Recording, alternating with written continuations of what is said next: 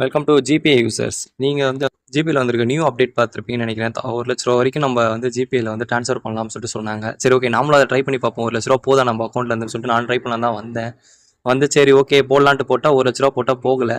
சரி, ஒரு 20 போட்டு பார்ப்போம் சொல்லிட்டு ஒரு 20 போட்டேன். போட்டது கடைசியில் ₹60,000 தான் என் அக்கௌண்ட்லேருந்தே போச்சு. அதுக்கு மேலே லிமிடெட் அப்படின்னு சொல்லிட்டு வந்துருச்சு. இதுக்கு மேலே உங்களால் அனுப்ப முடியும்னு சொல்லிட்டு போட்டாங்க. சரி, நான் என் ஃப்ரெண்டுகிட்ட சொன்னேன், மச்சான் என்னடா என் அக்கௌண்ட்டில் போல உன் அக்கௌண்ட்டில் ட்ரை பண்ணலாம்டா சொல்லிட்டு அவனோட அக்கௌண்ட்டில் ட்ரை பண்ணி பார்த்தேன். சரி, ஃப்ரெண்டு எஸ்பிஐ வச்சுருந்தான். அவனோட அக்கௌண்ட்லேருந்து எஸ்பிஐயில் அதேமாதிரி ₹1,00,000 ஃபஸ்ட்டே போட்டு பார்ப்போம் ஓதான்ட்டு அப்படின்னு பார்த்தா அவனில் ஒரே கிளிக்கில் போயிடுச்சு.